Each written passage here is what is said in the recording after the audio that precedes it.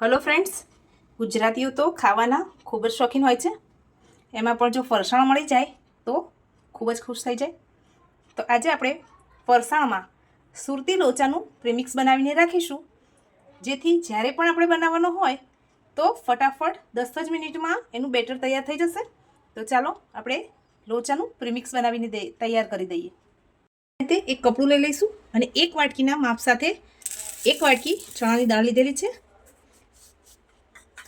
અડધી વાટકી આપણે પૌવા લીધેલા છે અને 1/4 વાટકી આપણે અડદની સફેદ દાળ લીધેલી છે.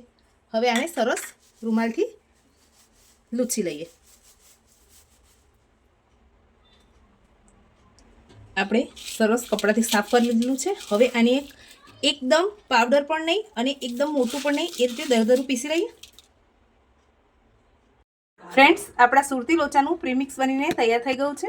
હવે હું નેક્સ્ટ વિડીયોમાં સુરતી લોચાની રેસીપી તમારી સાથે આ જ પ્રીમિક્સથી શેર કરીશ. તમને આ રેસીપી સારી લાગી હોય લાઇક, શેર અને સબસ્ક્રાઈબ કરવાનું ભૂલતા નહીં. Thank you.